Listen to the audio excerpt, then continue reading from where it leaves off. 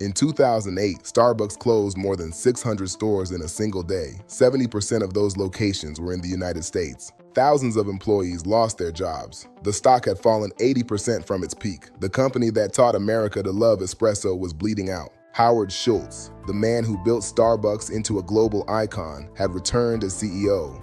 But when he walked into the Seattle headquarters, he found something terrifying. The coffee tasted bad. The stores smelled like burnt cheese. The magic was gone. Schultz later wrote in his memoir, "I walked into a store and wanted to cry. This was not the Starbucks I built." How did a company that changed how the world drinks coffee nearly destroy itself, and how did it claw its way back? This is the story of Starbucks. To understand Starbucks, you have to understand the coffee industry in the 1970s. Back then, Americans drank coffee, but they did not love it.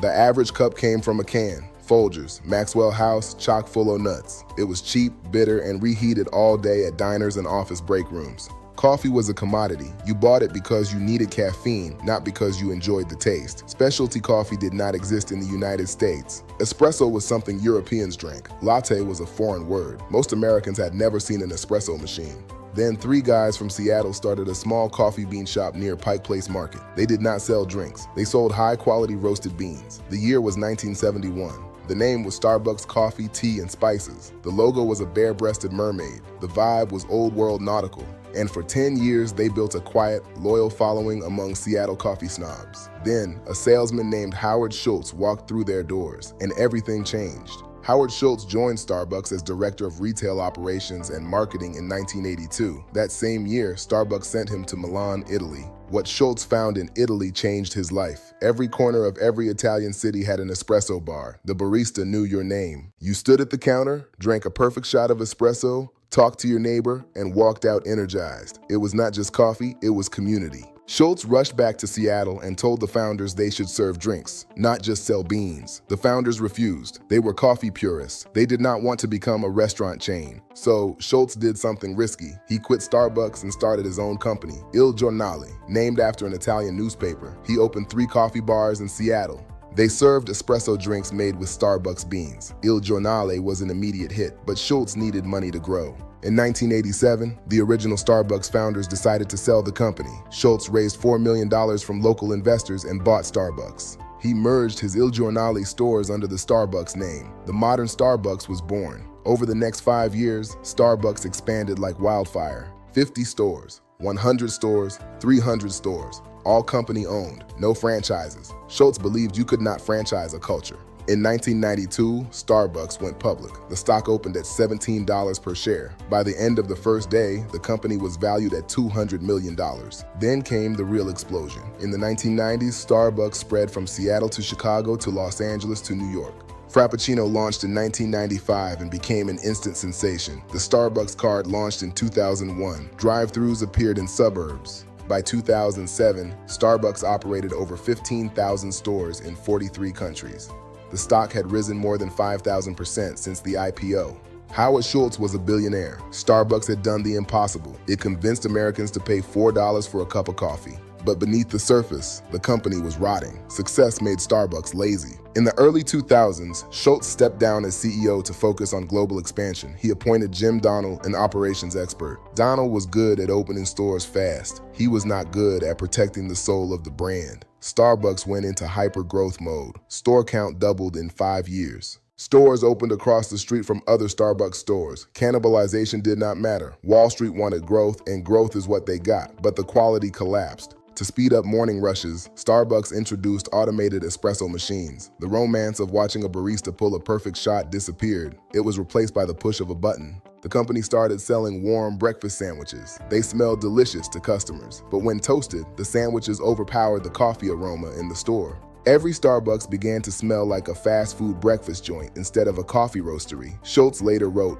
"The sandwiches were making us millions, but they were destroying the experience." The worst sin was the coffee itself. In pursuit of speed and consistency, Starbucks started over-roasting its beans. The coffee became bitter, burnt, and uniform. Reliable, but not great. Then came 2008. The financial crisis crushed consumer spending. Starbucks same-store sales went negative for the first time in company history. Customers traded down to cheaper coffee at Dunkin' and McDonald's. Even worse, McDonald's launched specialty espresso drinks for under $2. Starbucks was caught in the middle, too expensive for budget-conscious customers, not special enough for coffee snobs. The stock crashed from $40 to below $8. Same-store sales fell 10% in the United States. Starbucks closed 600 stores in a single day. Thousands of employees were laid off. Howard Schultz later called it the most painful day of my professional life. He did not blame the economy, he blamed Starbucks itself. And in January 2008, he fired Jim Donald and returned as CEO. Schultz did not have a magic wand. He had a relentless obsession with quality. His first move was radical. On February 26, 2008, Schultz closed all 7,100 company-owned Starbucks stores in the United States for 3.5 hours. Wall Street was horrified. Analysts said it would cost millions in lost revenue. Schultz did not care. His reason was simple. The espresso machines had not been calibrated in years. Baristas did not remember how to pull a perfect shot. Schultz wanted every barista in America to relearn the craft, 135,000 employees learning the right way.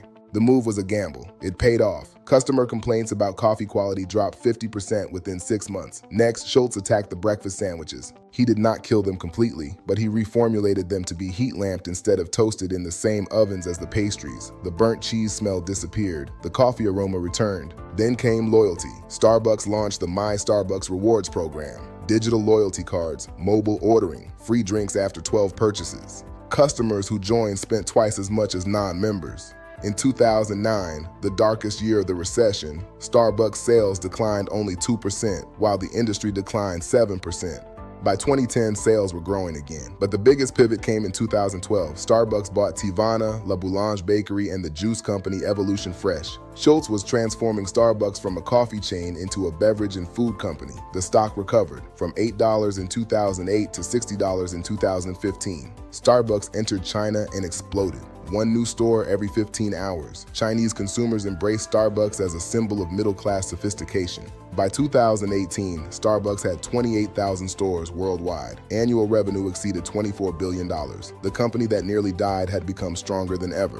What can investors and entrepreneurs learn from Starbucks? Lesson 1. Growth without quality is self-destruction. Starbucks opened stores too fast. They forgot what made them special. By the time they noticed, the coffee was burnt and the stores smelled like a diner. Never scale at the expense of your core product. Lesson 2. Small details matter. 3.5 hours of closed stores cost Starbucks millions, but recalibrating every espresso machine saved the company billions.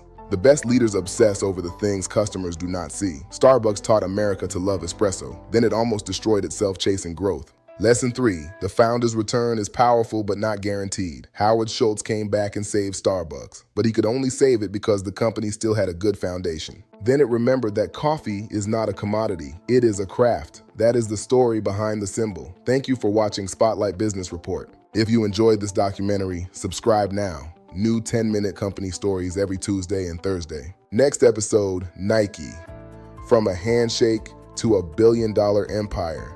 This was a Spotlight Business Report. Please note, this content is for educational purposes and not financial advice.